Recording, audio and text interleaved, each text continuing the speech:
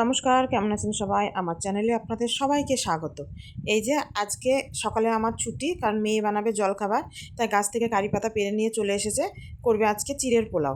তাই ফ্রিজ থেকে ডিম নিচ্ছে, কারণ ডিম দিয়েই করবে আজকে চিড়ের পোলাওটা। সব রকমই ও একাই করবে। আমি সবজিটা আজকে কেটে দিয়েছি, কারণ সবজি কাটতে গেলে ওর অনেক দেরি হয়ে যাবে, তাই বললো মা তাড়াতাড়ি করে একটু সবজিটা কেটে দাও। এই চিড়েগুলো দিয়ে না পোলাও বানানো খুব সুবিধা হয়। চিড়েগুলো একটুতেই নরম হয়ে যায় না, চিড়েগুলো খুব ভালো।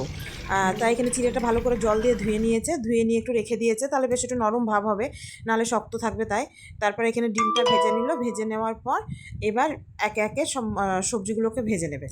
তা ডিমটা ভুজিয়া করে তুলে রাখবে, তারপরে বাকি সবজিগুলো সব ভাজবে। তো এখানে কড়াইয়ে আবার তেল দিয়ে দিয়েছে, দেওয়ার পর এবার এই কড়াইয়ে দিয়ে দিবে এই ভেজে রাখা এই বাদাম কিশমিশ এগুলো। ও জানে না বাদামটা আগে ভেজে নিতে হয়, তারপরে কিশমিশ দিতে হয়। ও সবই একসাথে দিয়ে দিয়েছে। এবার কিশমিশগুলো তাড়াতাড়ি লাল হয়ে যাচ্ছে, তা আপনারা সবাই বাদামটা আগে ভেজে নেবেন, হ্যাঁ, কারণ না হলে কিশমিশটা তাড়াতাড়ি লাল হয়ে গেলে বাদামটা ভালো ভাজা হবে না। তো ও জানতো না, একবারেই দিয়ে দিয়েছে। এবার বলে দিলাম, এবার জানলো।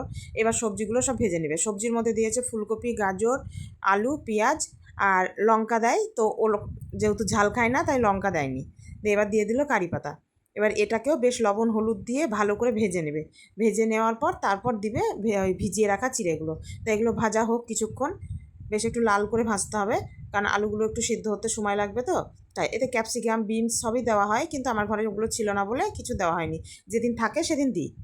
এই যে দেখুন, এগুলো এবার বেশ ভালো করে ভাজা হয়ে গিয়েছে। এবার এর মধ্যে দিয়ে দিলাম ভেজে রাখা ডিমটা। ডিমটা দেওয়ার পর সব বাদাম, ওই কাজু বাদাম কিশমিশ যেটা ভেজে রেখেছিলো সেটাও দিয়ে এবার ভালো করে মিশিয়ে নিচ্ছে। মিশিয়ে নেওয়ার পর এবার এর মধ্যে ওই ভিজিয়ে রাখা চিড়েটা দিয়ে দিবে।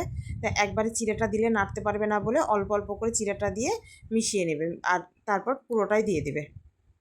এই দেখুন, বেশ অল্প অল্প করে দিয়ে আগে মিশিয়ে নিচ্ছে, তারপর তখন বাকিটা দিবে, কারণ একসাথে অনেকটা হয়ে গেলে তখন নাড়তে পারবে না।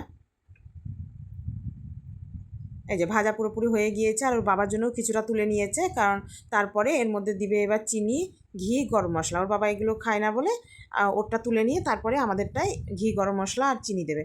বেশ একটু হালকা মিষ্টি না হলেও ভালো লাগে না। এই যে চিনিটা দিয়ে একটু নেড়ে চেড়ে নিয়েছে, তাহলে চিনিটা গলে গিয়েছে। এবার এর মধ্যে ঘি, গরম মশলাটা দিয়ে এবার নেড়ে চেড়ে নিলে ব্যাস আমাদের চিড়ের পোলাও পুরো রেডি হয়ে গিয়েছে। এবার ভাইকে দেবে বলে এই প্লেটটায় তুলছে, ভাইকে দিয়ে আসবে, মানে ও রান্না করলে ওই বেড়ে দেবে। এটাই ওর ভালো লাগে। তারপরে দাঁড়িয়ে থাকবে জানার জন্য যে কেমন হয়েছে সেটা বলবে বলে। তাই যে ভাইকে দিয়েছে, দেওয়া দাঁড়িয়ে। চলুন তাহলে ভিডিওটি আজ এখানেই শেষ করলাম। ভিডিওটি কেমন লাগলো জানাবেন, ভালো লাগলে একটা লাইক করে দিবেন আর চ্যানেলটি সাবস্ক্রাইব